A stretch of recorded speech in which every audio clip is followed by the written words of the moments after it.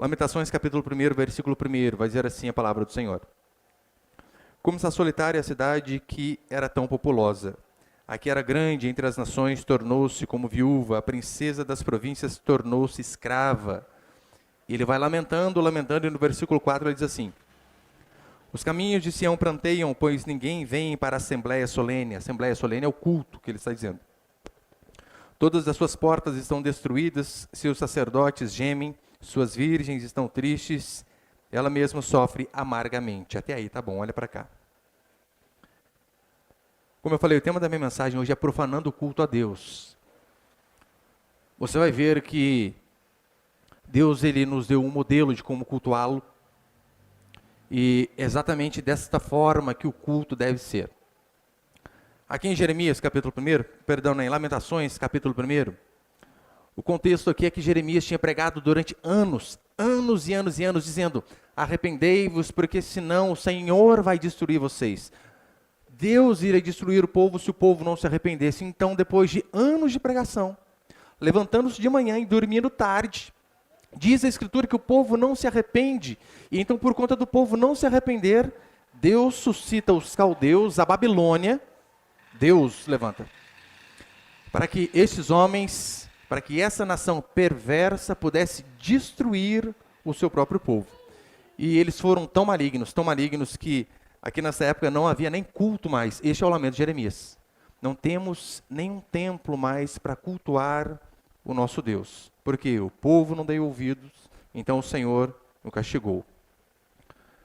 Aqui Jeremias estava lamentando o fato deles não terem mais o templo, o local ao qual eles se reuniam para adorar o Senhor. Eles tinham este hábito de se reunir todas as vezes para adorar a Deus. E olha o termo que ele usa aqui: assembleia ou reunião solene. Este é o termo mais adequado que nós devemos dar às nossas reuniões. Assembleia ou reunião solene.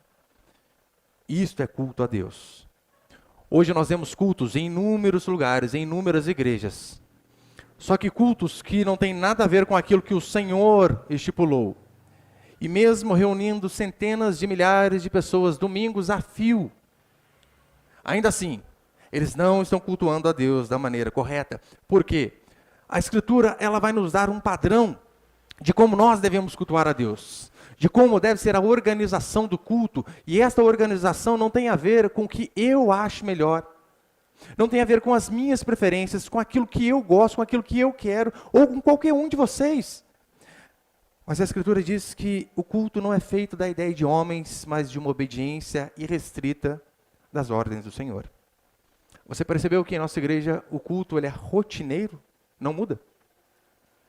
Você não vê meninas dançando aqui na frente. Você não vê jograis, teatro, apresentação, Dia das Mães, Dia dos Pais, aniversário do pastor, nada. Por quê? Porque essas coisas não fazem parte do culto. Pastor, o senhor está dizendo que o senhor era contra festividades? De forma alguma. Se tem alguém que gosta de festejar, sou eu. Desde que não seja no culto. No culto, o que a Escritura diz que nós fomos chamados para nos reunirmos de forma solene. Solene e adorar o nosso Senhor. É por isso que o termo que é usado, né? Olha, tira a sandália dos pés para mostrar. Quando nós nos reunimos para adorar a Deus aqui neste salão, nós estamos fazendo a coisa mais sagrada que existe na face da terra. E ninguém pode modificar como o culto deve ser. Qual o andamento do culto? Não, ninguém pode modificar. E é isso que eu vou provar aqui para você através da Escritura. Em Romanos capítulo 9, Paulo começa a dizer sobre várias bênçãos do povo israelita. E sabe qual era uma das bênçãos? O culto. O culto é uma dádiva de Deus para o seu povo. Por isso que foi um absurdo pastores que, como nós, lá em 2020, foram fracos e frouxos e fecharam, por mais que foi por pouco tempo, suas igrejas, parando os cultos. Não existe culto online. Não existe. Culto é assembleia, é o povo de Deus reunido, congregado. Não tem essa história de, mas eu vejo culto pela internet. Não, culto é isso aqui, ó, é a junção de pessoas, é isso que eu vou mostrar para você. Então eu quero passar alguns princípios aqui. Põe ali o primeiro, Miguel, por favor. Primeiro princípio, cultuar com santo temor. Este é um mandamento para mim e para você. Santo temor seria, de fato, zelo, respeito, toda a reverência possível para com o nosso Senhor. Por quê? Nós acreditamos que, de fato, quando a Escritura é lida, interpretada da forma correta e aplicada da forma correta na vida dos irmãos, é como se o próprio Deus estivesse falando através do pregador. É Deus falando através da voz de um homem, quando assim a Escritura é interpretada de forma correta. E se isso é feito, se a voz de Deus falando através de um homem, você não deve conversar na hora do culto. Você não deve ficar com um papinho paralelo com a pessoa do seu lado. Você não deve, em hipótese alguma, mexer nas redes sociais, justamente na hora que Deus está falando com você. Quem pode ser mais importante para mandar uma mensagem para você do que o Deus, do que o próprio Senhor? E você está preocupado em saber quantas curtidas você teve no Instagram? Qual foi a resposta daquela pessoa que você perguntou algo durante a tarde? O que pode ser mais importante do que o nosso Senhor? Reverência, a Escritura diz que nós devemos ter. É por isso que em Abacuque vai dizer assim, olha, o Senhor está no seu santo templo, que cale-se diante dele toda voz. Nós que somos pais falhos, não devemos admitir que os nossos filhos falem junto conosco. Por conta de respeito, não apenas por conta de respeito para conosco como pai, mas por conta da autoridade que o Senhor nos investiu. Ora, se nós que somos pais não devemos aceitar, por quê? No culto, o Senhor aceitaria conversas, pessoas vindo de forma displicente, você aqui pensando o que vai ser do jogo de futebol depois que acabar este culto, e não tendo reverência para com o Senhor. E quando eu digo que o respeito deve ser ao máximo, meus queridos irmãos, eu não estou dizendo respeito para comigo. Não, não é isso. É claro, tem a parte do respeito para comigo também, mas quando eu digo que o respeito deve ser absoluto, é o respeito para com o Senhor, para com a sua palavra, porque como eu acabei de dizer, se eu ou qualquer outro homem vem aqui e lê a Escritura, interpreta da forma correta e aplica da forma correta, é Deus falando através daquele servo, não importa quem seja, é Deus falando através daquela boca, portanto, respeito, aprenda a respeitar o local de culto, a não chegar atrasado. Você chega atrasado constantemente no seu serviço? Eu tenho certeza que não. E por que o culto sempre a gente arruma um jeitinho? Não tem problema não. É 5 minutinhos hoje, 10 minutinhos amanhã, e toda vez atrasa. Exercite chegar antes. Preparar o espírito, orar, clamar a Deus para que a reunião solene engrandeça o nome do Senhor. Para que Deus fale através do pregador, para que as vidas sejam edificadas. E então você chega cheio de problema, talvez assistindo um programa de TV, e você vem aqui, a sua preocupação não é com o que Deus vai falar, mas, puxa, perdi o final daquele programa, gente. Quem será que vai ganhar a fazenda? E essa é a sua preocupação. Não pode ser assim. Não se atrase. Não venha de qualquer jeito. Você se apresenta de qualquer jeito diante de um juiz? Não apresenta. Agora o culto é chinelão e bermuda. Misericórdia, né, irmão? Pelo amor de Deus. O melhor nosso para Deus, sempre.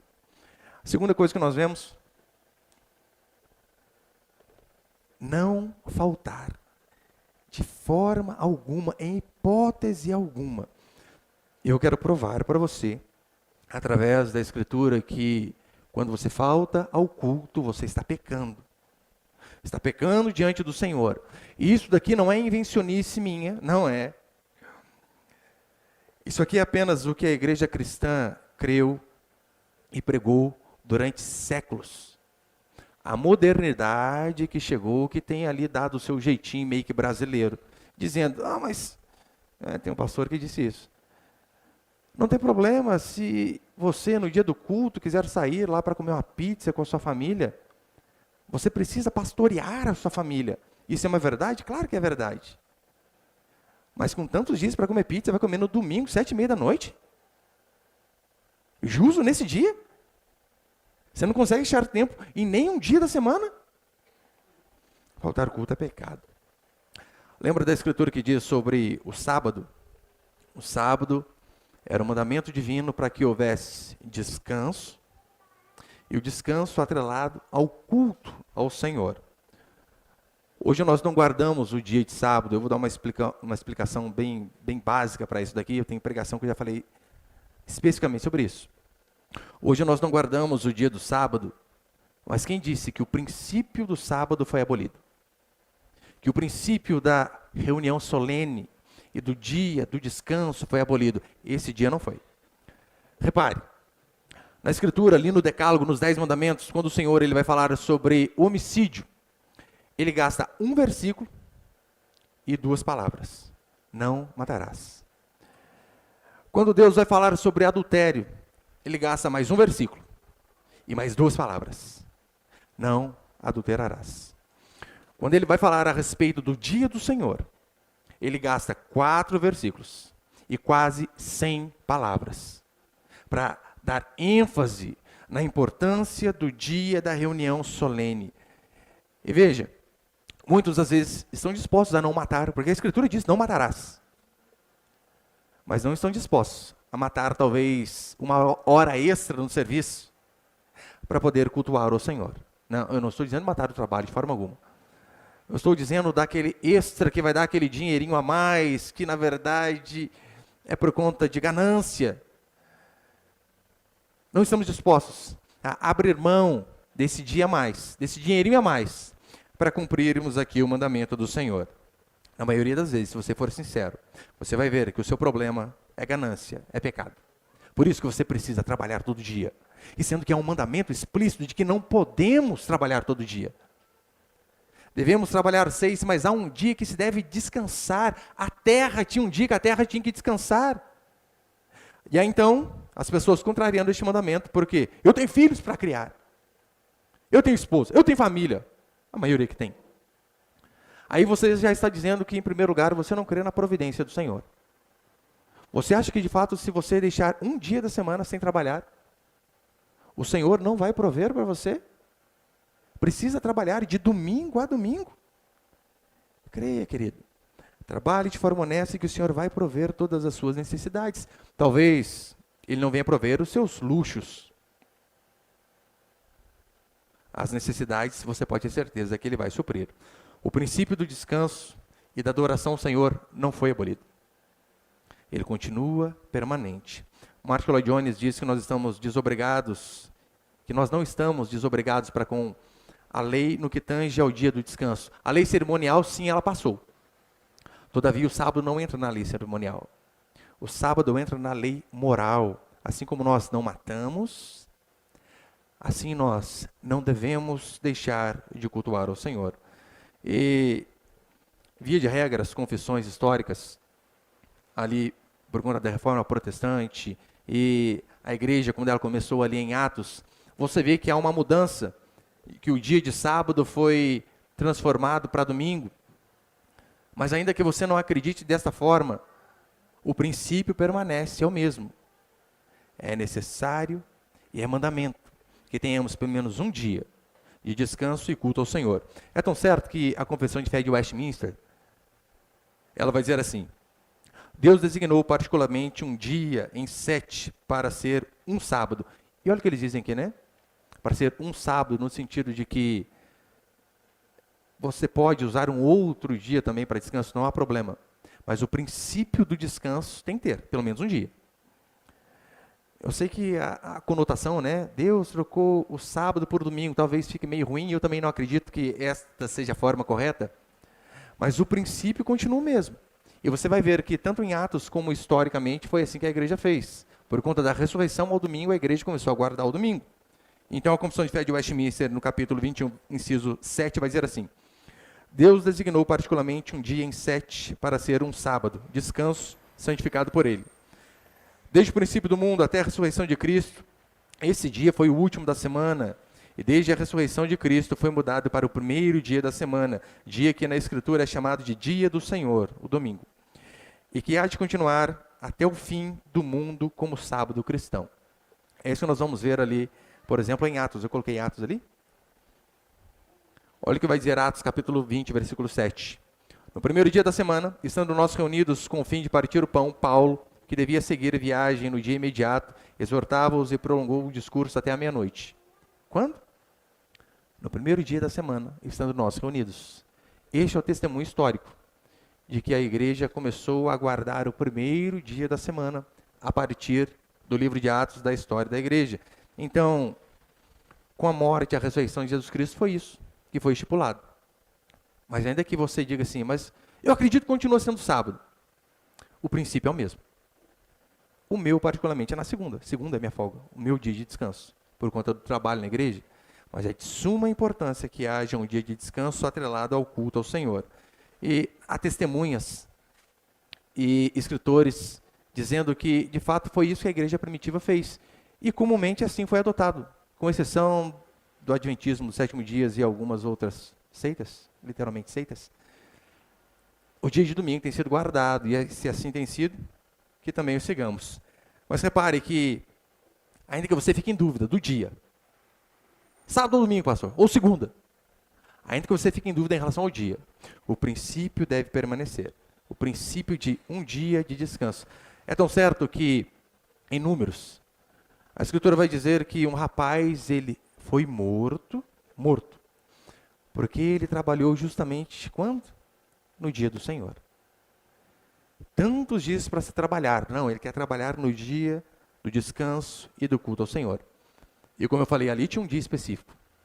Você escolhe o seu, mas é necessário que haja. E não devemos dar desculpas para faltar no culto, de forma alguma. Eu sei que parece que em dias de culto acontece tudo que tinha que dar de errado, acontece, né? A lei de Murphy, se algo tem que dar errado, parece que dá errado. É justamente no dia de culto aparece aquela visita que fazia 2 meses, dizendo que viria. Mas no dia do culto que aparece. Daí você pensa de que forma? Puxa, como que eu não vou receber essa família, gente? Se eu for à igreja, eles vão ficar chateados comigo. Então o que você faz? Você falta ao culto. Você não chateia as pessoas, mas o Senhor não há problema de chateá-lo. Ele entende, domingo que vem tem outro. Não, meu irmão, não podemos fazer este câmbio, essa troca. O culto é sagrado. Eu lembro uma vez, eu estava chegando à casa da minha mãe, e o culto dela é diferente do culto da nossa igreja, e fazia acho que uns 15 dias que não havia. Eu, minha esposa e as 3 crianças. E eu lembro que eu chegando, ela estava fechando o portãozinho da casa dela e batendo o cadeado bem na hora. E no mesmo dia ela já tinha falado, que saudade de você, da Raquel, das crianças, traz todo mundo aqui. E eu fui à noite. Ela batendo o cadeado, deu um abraço na gente, falei, mãe, a gente veio ver a senhora, né? Ela, hoje é culto, a chave está aqui. Tem comida na geladeira, daqui 1h e 20 eu volto, fique à vontade. E foi. Ela fez o certo. Deus é mais importante do que seu filho, sua nora e seus netos. O Senhor deve ser prioridade. Então, é inadmissível, meu irmão, ficar dando desculpa para voltar. Eu estava muito cansado. É em Deus que você vai encontrar descanso. Dor de cabeça terrível. Você não consegue tomar 20 gotas de pirona e vir para a igreja? Deixa de pirona no carro, meu irmão, resolve esse problema. Rapidinho. Olha, eu detesto mesmo, eu me esforço ao máximo para não dar exemplos de mim. Mas eu acho que até para ser um exemplo para a igreja, porque o que se espera é que o pastor dê mais exemplo, mas eu de antemão peço perdão por fazer essa referência. Eu não me lembro de ter faltado culto mais que 2 vezes. Isso porque, por razão de serviço militar, eu fui obrigado. E eu fiz de tudo. Tudo. Isso eu estou falando em 15, 16 anos. Fiz de tudo. Só que não teve como mesmo. Apenas 1 ou 2 vezes. Os irmãos mais antigos, devem se lembrar desse fato. Teve um dia eu estava com dengue. Alguém aqui já teve dengue? Ou não? Já? Levanta aí, irmãos. Negócio, é a morte ou não é? Gente do céu, o Covid que eu peguei foi fichinha perto da dengue. A dengue eu pensei que eu ia morrer. O negócio é terrível. Terrível. Eu lembro que eu estava, acho que no quarto ou no 5º dia de dengue, semi-morto. Dengue você não consegue ficar nem sentado.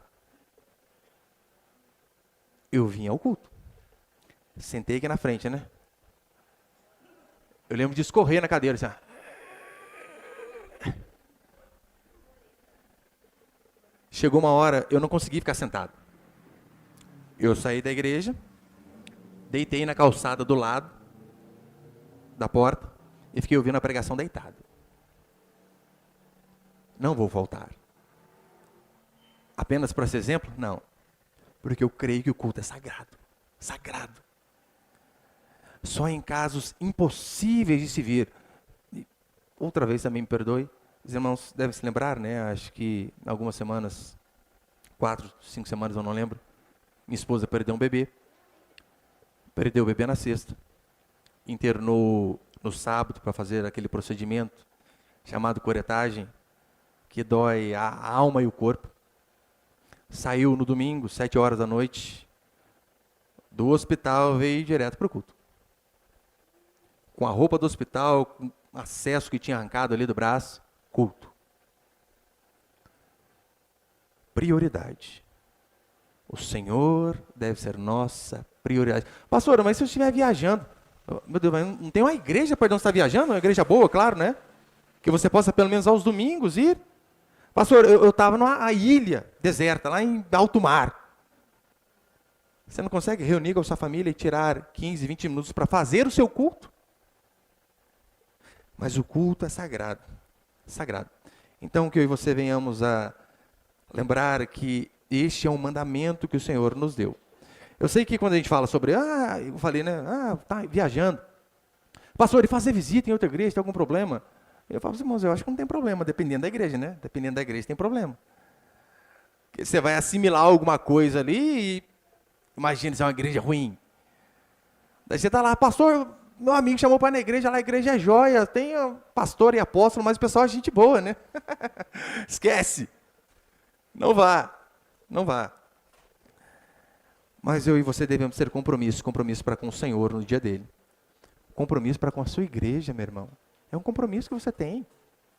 Daí tem tanto dia para você visitar outra igreja, você vai no domingo, no dia principal da sua igreja. Imagina o seguinte. Por que eu falo isso? Quantos aqui já me viram fora da igreja no dia de domingo? Nunca. Nunca. Sempre estive aqui. E recebo convite. Recebo. Só que eu falo, domingo para mim é inegociável.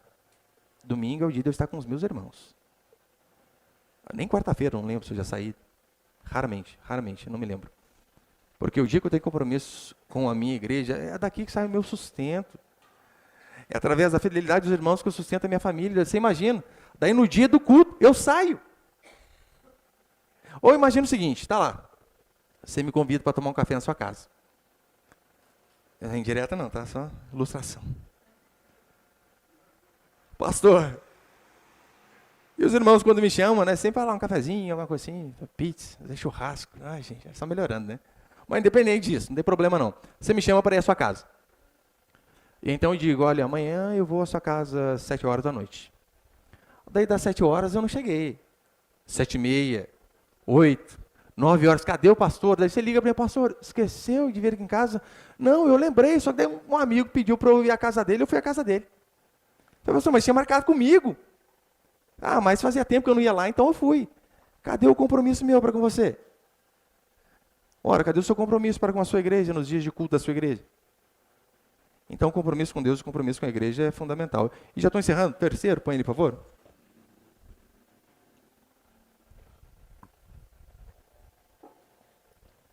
Terceiro princípio é o seguinte. Deus não aceita tudo. É normal as pessoas pensarem da seguinte maneira. Desde que eu faça o meu melhor, Deus vai aceitar o sacrifício. Quem disse? Quem disse isso para você? Isso é mentira. Você precisa fazer aquilo que Deus mandou e não aquilo que você acha que é correto. Aquilo que você acha que é melhor. É só você lembrar dos exemplos de Caim e Abel. Os dois ofertaram ao Senhor. Um foi aceito e o outro não. Ou seja, então tem sim a possibilidade de estarmos oferecendo uma oferta ou até um culto a Deus e ainda assim sermos rejeitados. Um deles foi, então pode acontecer conosco. Olhe para o exemplo de Uzá. O rapaz vê a Arca da Aliança cambalear e vai cair. Ele tem uma boa intenção, a Arca da Aliança, lembra aquele móvel quadrado que Deus se manifestava? E então ele vê aquele móvel querendo cair, ele vai e segura. Os irmãos lembram o que aconteceu com ele? Diz a palavra do Senhor que Deus o matou. Deus o matou. Nadab e Abiú aconteceu a mesma coisa. Eles ofereceram um fogo estranho ao Senhor, aquilo que Deus não ordenou. Consequência? Os filhos do pastor morreram cultuando a Deus de uma forma errada. Então há uma forma certa de se cultuar ao Senhor. O fariseu, o publicano, a mesma coisa, os dois no culto, um foi aceito e o outro não foi. E por que que essas pessoas foram rejeitadas e morreram? Porque Deus só aceita o culto a Ele se for da forma que Ele ordenou. Todas as outras coisas não serão aceitas. Olha a importância de você saber como é que Deus nos manda, nos ordena cultuá-lo. Porque tudo que nós fazemos fora daquele escopo, para Deus, é como fogo estranho. Estamos sim passíveis de morte. Deus não aceita culto da cabeça do pastor. Deus não aceita culto da cabeça dos irmãos. Deus não aceita aquilo que você acha que é melhor. Ele aceita aquilo que Ele ordenou e apenas isso. Por que que Uzá morreu? Davi teve uma boa intenção. Vamos tirar a arca daqui e levar para outro lugar. Então Davi fez o quê? Colocou num carro de bois. Vamos levar. A intenção de Davi era boa. Todavia, ele tinha se esquecido de um pequeno detalhe. Deus ordenou que a sua arca fosse carregada apenas pelos levitas. A pé, no ombro. Nada de carro. Não. E então, Davi bem intencionado e Uzá bem intencionado foram punidos diante do Senhor, porque não fizeram aquilo que Deus ordenou. Deus não aceita essa desculpinha. Ai, mas eu fiz de coração. Meu irmão, você faz de coração, mas faz sem obedecer, Deus não vai aceitar. Ainda que a sua intenção seja boa. Levítico, põe ali, por favor. Levítico 10, versículo 1 e 2, sobre Nadab e Abiú. Olha o que o texto vai dizer. Nadab e Abiú, filhos de Arão, tomaram cada um o seu incensário e puseram neles fogo, e sobre este incenso, e trouxeram fogo estranho perante a face do Senhor, o que lhes não ordenara. Então saiu fogo de diante do Senhor e os consumiu, e morreram perante o Senhor. O que eles fizeram? Eles não estavam se prostituindo na igreja. Não. Eles não estavam lendo o livro de Allan Kardec, saindo com as menininhas da igreja, não.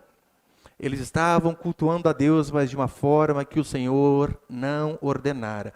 E a consequência disso foi, morreram. Morreram diante do próprio Deus. Os cristãos, antigamente, eles diziam assim, o que Deus ordenou? O que Ele ordenou é aquilo que nós vamos fazer. Os cristãos modernos, eles agem diferente. Se Deus não falou, qual o problema de fazer? Deus não falou que não podia ter a dança das meninas voando, que é aquelas bandeiras parecendo torcida de futebol assim. Se Deus não falou que não pode balançar a bandeira no culto, então façamos? Não. Deus fala assim, olha, eu quero bolo de chocolate, é desse bolo que eu gosto. Daí você gasta toda a sua vida e leva um bolo de baunilha para Deus. E você diz assim, Senhor, o Senhor não falou que não podia bolo de baunilha. E eu fiz porque é o bolo que eu tenho mais facilidade para fazer. Aí Deus, não, mas eu deixei explícito de chocolate. Não, Senhor, mas o Senhor não falou que não podia de baunilha. Claro que falou. Quando Ele falou que é chocolate, meu irmão, esquece o outro. Da mesma forma, é no culto. A forma que Deus ordena é a forma que deve ser seguida. O resto, esquece. Ele diz, mas Deus não disse nada contra teatros, contra shows. Deus não disse nada contra apresentações, contra homenagens. Por conta disso, podemos fazer. Não. Deus disse como o culto seria. E tudo aquilo que foge dessa ordenança é fogo estranho. Simples assim. É difícil. As pessoas elas costumam fazer assim, da seguinte maneira. Olha, pastor, eu já tive cada ideia que as pessoas me deram, que eu falei, gente do céu. Quase que eu falei assim, vocês são crente não. As pessoas chegarem e falar, pastor, não ficava legal, né? Colocar aquele estrobo, sabe? Que sai a fumacinha. Nada, culto. Aí vai simbolizar a Shekinah de Deus. Olha, o povo às vezes concentra mais. Meninas dançando. Alguém pintando um quadro na porta da igreja. Olha que coisa artística, imagina. Você entra lá, a pessoa... Coisa linda. Métodos mundanos. Enchem as igrejas de bodes e não de ovelhas. Daí acontece aquilo que Paul Washer disse. E como não há poder de Deus em nossos ministérios, precisamos de toda sorte de coisas profissionais para mantermos defuntos se movendo. Não precisamos. Não precisamos de um pastor vestido de chapolim. Já viram essa? Pastor Chapolim Colorado, não? Já, né? Preservar o nome do indivíduo. Pastor de chapolim no culto. Traiu o jovem. Tem cabimento um negócio desse? É o mesmo pastor que cheira a Bíblia. Não precisamos. Não precisamos de pastores vestidos de chapolim. Não precisamos de pastores piadistas no púlpito para entreter você. Quer ser entretido, meu irmão? Jonathan Nehmer é um ótimo stand-up comedy. Não precisamos disso. Não precisamos que a igreja se pareça com uma boate para que você não se sinta na igreja. Queremos de todo o coração que você sinta que este lugar, quando nós nos reunimos, é um lugar santo, sagrado, e você deve prestar toda a reverência ao Senhor. Nós não queremos ganhar pessoas pelo entretenimento, porque sabemos que o entretenimento não converte. É apenas uma semente que é plantada ali na beira do caminho, que na primeira dificuldade vai embora. E quais são os princípios de culto? Resumindo aqui. Nós acreditamos em algo que a igreja reformada chama de princípio regulador de culto. O que é o princípio regulador de culto? Foi a forma com que Deus mandou que ele fosse cultuado. Você não vai ver teatro, você não vai ver dança, ainda que alguns digam assim, pastor, mas calma aí, Davi dançou diante da arca. Os irmãos se lembram desse episódio, né? Davi dançando, Miriam tocando pandeirinho lá. Mas é o seguinte, ali não era culto. Ali era uma festividade quando eles estavam levando a arca, não um culto ao Senhor. Você não vê os sacerdotes fazendo isso. Cultuando, pandeirinho, e dançando para lá e para cá, teatro, não vê. Como eu disse, não sou contra a festividade, desde que não seja na hora do culto. Ah, pastor, o dia das mães cai no domingo, né? A gente pode fazer no culto depois que eu falar amém. Daí pode? Na hora do culto? Não. O que Deus ordenou no culto? As confissões históricas vão dizer que a maneira de cultuar a Deus é a forma como ele deixou explícito na Escritura. E a forma que nós reformados cremos é através do princípio regulador de culto. O que seria isso? Que o verdadeiro culto, ele difere do falso culto. Porque o falso, ele faz além daquilo que Deus mandou. E o verdadeiro, ele apenas se mantém naquilo que o Senhor ordenou. Como deve ser o culto? Oração. Louvor e adoração. E exposição da palavra. Ponto. Acabou. Ocasionalmente, ceia e batismo. Não deve fugir disso. Isto é culto. Assim Deus ordenou. E assim nós o faremos. Tanto é que eu falei para vocês, olha, não tem o que inventar, né? Toda vez que você chega, como começa? Começa com orando, começa com a gente louvando, e termina com a exposição da palavra. E ocasionalmente temos a ceia e o batismo. Ah, pastor, mas, poxa, desse jeito aí eu não gosto, não. O problema é seu. O culto não é para você. O culto é para Deus. E se ele é para Deus, nós vamos fazer do jeito que ele ordenou. Nesse sentido, eu acho que nós deveríamos pegar, pelo menos, um exemplo dos católicos. Porque, já viu? Tem alguns que são religiosos. Em que sentido?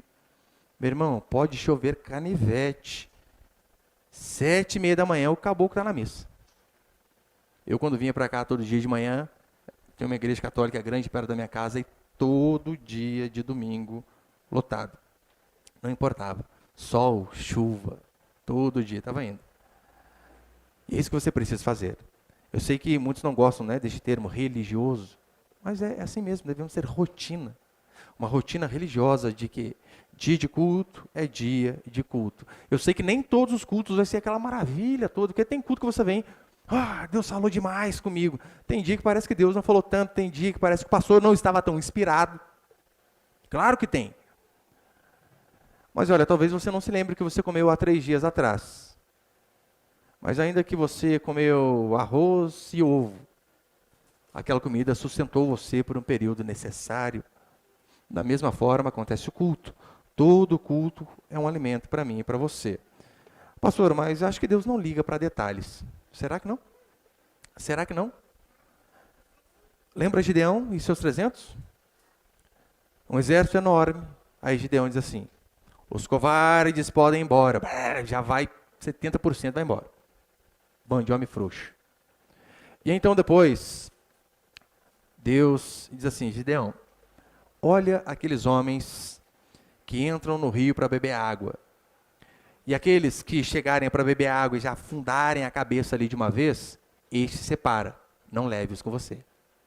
Agora aqueles que chegarem atentamente, se dobrarem, ajoelharem diante do leito do rio, olhando para frente, pegarem água com a mão e trazerem a boca, sem abaixar a cabeça, separa esses. E então sobraram 300. Detalhe. Mas foi nesses detalhes que fizeram com que aqueles homens fossem aceitos por Deus. E que eu e você venhamos, de fato, a priorizar o culto, o nosso compromisso com Deus, o nosso compromisso com a nossa igreja. Não venhamos a negociar esses princípios, venhamos a fazer da forma mais bíblica e correta, porque esse é o tipo de culto que Deus aceita. Amém, meus irmãos?